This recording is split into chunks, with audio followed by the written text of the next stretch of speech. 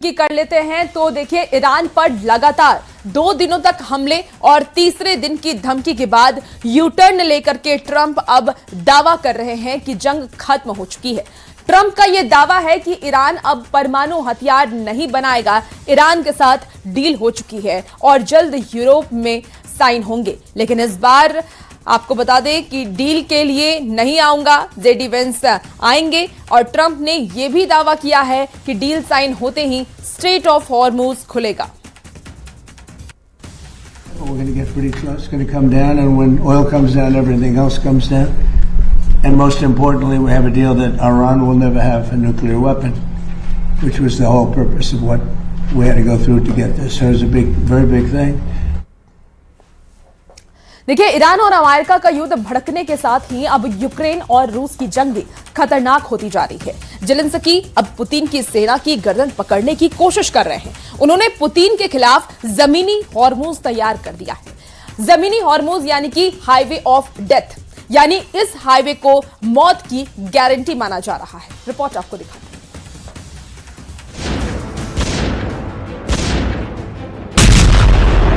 Ukraine के जिस हिस्से पर पुतिन का कब्जा है उसे जेलेंस्की के खूनी हमलों ने बना दिया है हाईवे ऑफ डेथ।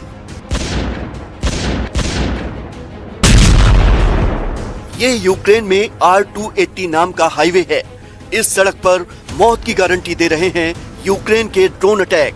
इस हाईवे पर रूस की सेना बिल्कुल सुरक्षित नहीं है और आए दिन होने वाले हमलों ने इसे अब सही मायने में हाईवे ऑफ डेथ में तब्दील कर दिया है।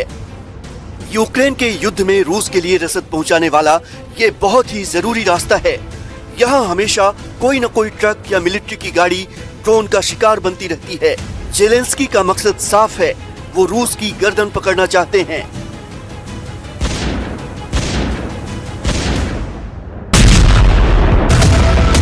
ये highway of death Ukraine border के पास रोस्तोव से होकर मारियोपोल और मेलिटोपोल से गुजरते हुए क्राइमिया तक जाता है। R280 हाईवे क्राइमिया तक रसद पहुंचाने के लिए 620 किलोमीटर लंबा बहुत जरूरी रास्ता है। ये अजोव सागर से होते हुए गुजरता है और अब इसे हाईवे ऑफ डेथ माना जाता है।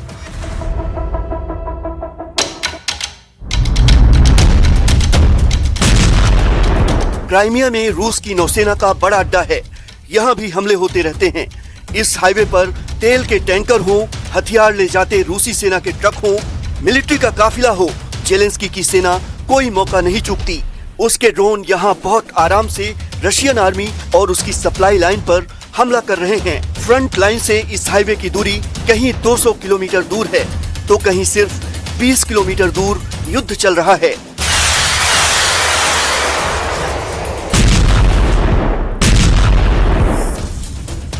हाल में यहाँ हमले इतने ज्यादा बढ़े हैं कि मई 2026 से आम लोगों के लिए ये रास्ता बंद कर दिया गया है। मिलिट्री कार्गो का गुजरना भी 70% तक कम हो चुका है।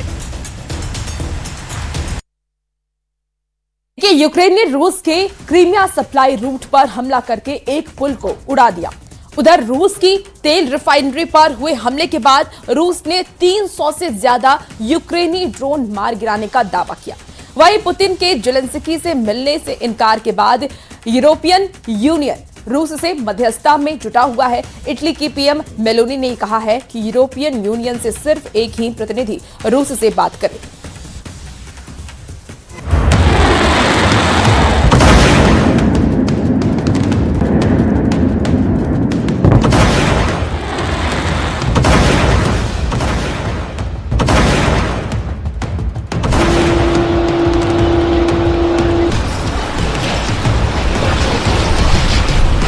यूक्रेन में ड्रोन डे मनाया जा रहा है। जेलेंस्की ने इस दिन को यूक्रेन की ड्रोन फोर्स के नाम कर दिया है। जेलेंस्की का दावा है कि यूक्रेन के ड्रोन ऑपरेटर के सटीक हमलों की वजह से ही रूस को हर महीने 30,000 से ज्यादा सैनिकों का नुकसान हो रहा है। जेलेंस्की ने इस मौके पर ड्रोन फोर्सेस और यूक्रेनी तकनीक विकसित करने वालों को धन्यवाद दिया है। जेलेंस्की का ड्रोन विश्व युद्ध शुरू। यूक्रेन ने हर महीने मारे 30,000 रूसी सैनिक।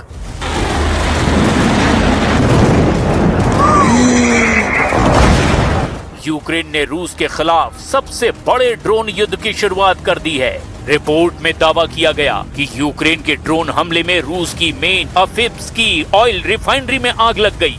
मॉस्को ने दावा किया कि रात भर में रूस के एयर डिफेंस ने 330 यूक्रेनी ड्रोन मार गिराए।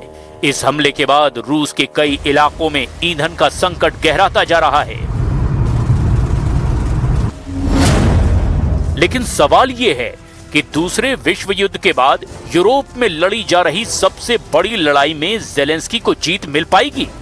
क्या जंग के बीच भी जेलेंस्की अपनी सेना को वो ताकत दे पाएंगे जिससे वो मॉस्को ब्रिगेड का मुकाबला कर सकें? सबसे बड़ा सवाल ये है कि जेलेंस्की रूस को वो जख्म दे पाएंगे जिससे रूस सेना को सरेंडर मोड पर लाया जा सके।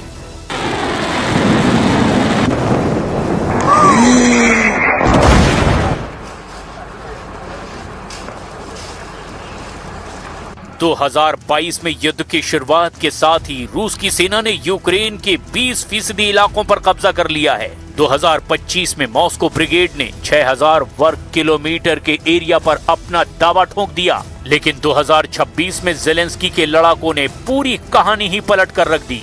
रिपोर्ट में दावा किया गया कि करीब 600 वर्ग किलोमीटर इलाके को यूक्रेन की सेना ने रूस से फिर छीन लिया है। यूक्रेन का दावा है कि उसकी 3rd आर्मी कोर ने 150 किलोमीटर की फ्रंट लाइन में स्थिति मजबूत कर ली है। फ्रंट लाइन को मजबूत करने के लिए नए कमांड स्ट्रक्चर शुरू किए गए। रूस को पीछे धकेलने के लिए ड्रोन और रोबोटिक युद्ध क्षमताओं को बढ़ाया गया।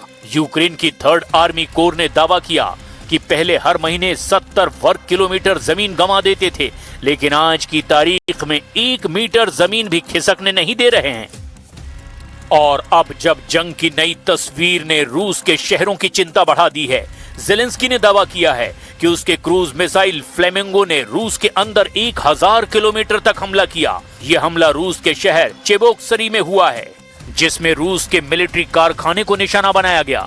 चेबोक्सरी सैन्य कारखाना रूस के लिए बेहद अहम है।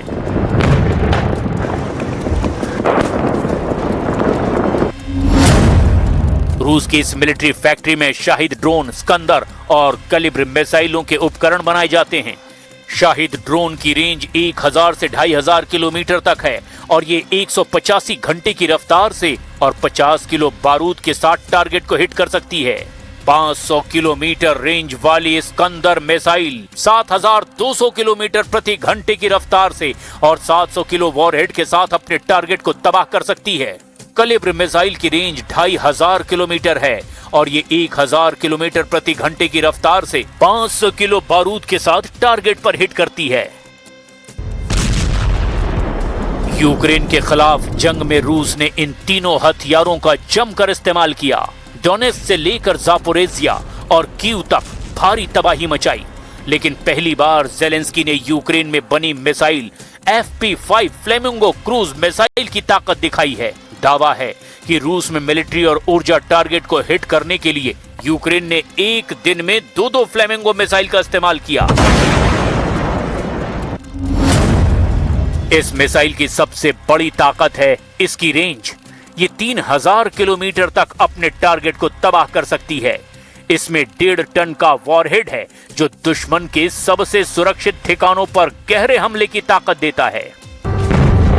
और यूक्रेन के इसी नए हथियार ने मॉस्को की चिंता बहुत ज्यादा बढ़ा दी है। Розуміємо, що робить Росія. Вона хоче ескалювати відносини всередині Європейського Союзу. Наприклад, коли йде наша відповідь на ті чи інші російські удари, і якщо в небі країн Латвії, Литви, Естонії з'являється російський дрон, зрозуміло для чого. І коли з'являється український дрон, ми розуміємо, що вони можуть змінювати курс наших дронів. अब सवाल सिर्फ रूस यूक्रेन के बीच की जंग का नहीं, सवाल है कि क्या दुनिया एक ऐसे युद्ध में घुस चुकी है जहां इंसानों से ज्यादा मशीनें लड़ेंगी और बंदूक से ज्यादा युद्ध का फैसला ड्रोन से होगा। 2026 में रूस ने हर महीने 8000 से ज्यादा हमले किए, मतलब कि हर दिन करीब 260 ड्रोन अटैक। यूक्रेन ने थोड़ा कम 7,000 से ज्यादा ड्रोन हमले किए, मतलब 237 ड्रोन हमले रोजाना। यूक्रेन पर हमलों के लिए ज्यादातर सस्ते शाहिद ड्रोन का इस्तेमाल किया जा रहा है, जबकि यूक्रेन के ड्रोन हमलों की संख्या कम है, लेकिन सटीक और गहरे हमले कर रहा है। मार्च के महीने में यूक्रेन ने रूस के मुकाबले ज्यादा ड्रोन हमले किए। देखिए, ईरान की ब्लास्टिक मिसाइलें जॉर्डन पर कहर बनकर के अब टूट रही है। वहां लगातार हमले हो रहे हैं और एक वीडियो में साफ साफ ये दिख रहा है कि कैसे ईरान की मिसाइलों ने अमेरिका के पेट्रियट डिफेंस सिस्टम को भी चकमा दे दिया है और जॉर्डन के मुफल्लाह अल साल्टी एयरबेस पर अटैक किया। जॉर्डन का ये वो एयरबेस है जहां बड़ी संख्या में F-35 विमान रखे गए हैं और ईरान की मिसाइलें हवा में उड़ती हैं, इस एयरबेस में दाखिल हो चुकी हैं। आपको ये रिपोर्ट दिखाते हैं।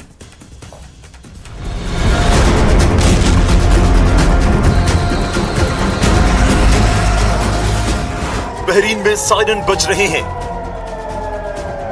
जॉर्डन में अमेरिकी बेस पर मिसाइलें बरस रही हैं। कुवैत में तो हमले के डर से एयरपोर्ट ही बंद कर दिया गया, क्योंकि ईरान जंग तीसरे राउंड में पहुंच चुकी है और इस बार ईरान अमेरिका को जवाब देने में कोई कसर नहीं छोड़ रहा। कुवैत, जॉर्डन और बहरीन की तो ईरान ने हालत ही खराब कर दी। और ये सब उसने इसलिए किया क्योंकि ट्रंप ने हॉर्मुज़ में अमेरिकी हेलीकॉप्टर अपाचे के क्रैश होने का ठीकरा ईरान पर फोड़ा और फिर हॉर्मुज़ स्ट्रेट में ईरान के जहाजों और आसपास की ईरानी इलाकों को दहलाना शुरू कर दिया। So we'll see what happens. But we hit them hard yesterday, and we're going to hit them again hard today, in case you miss it, in case you don't turn on your television set. And we'll see what happens with the deal. We were really close to a deal, but they keep tapping us along. They keep playing us for suckers because, you know what? They dealt with some very stupid presidents. I have to say that. I'm embarrassed to say it. Some very stupid people were sitting here. America ने Hormuz straight के पास Oman की खाड़ी से गुजरने वाले Iran के तेल tanker MT सेतेबेलो पर हमला किया। हमले का वीडियो भी जारी किया, जिसमें बताया गया कि अमेरिका ने तेल टैंकर के शिप के इंजन रूम पर बम गिराया और उसे तहस नहस कर दिया। इस हमले में 3 भारतीय नाविकों की मौत हो गई। इस सब के बीच ईरान के अलग अलग इलाकों पर हमले होते रहे और ये सब हुआ ट्रंप के जन्मदिन से पहले।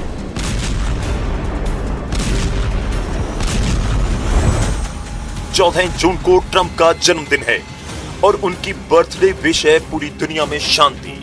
ट्रंप ने एक पत्रकार के पूछने पर कहा कि उनकी बर्थडे विश है peace for the whole world, खासकर मिडिल ईस्ट में। हालांकि ये इच्छा जाहिर करने के साथ ट्रंप ने ईरान पर समझौते में देर करने का आरोप लगाया, यानी ट्रंप एक साथ दो बातें कर रहे हैं और जिस तरह से वो बार बार पलट रहे हैं उससे ऐसा लग रहा है कि उनके पास ईरान से जंग लड़ने के अलावा दूसरा कोई रास्ता ही नहीं है। तभी वो कभी डील ना होने का बहाना करके तो कभी अपाचे क्रैश को वजह बताकर ईरान से भिड़ जाते हैं।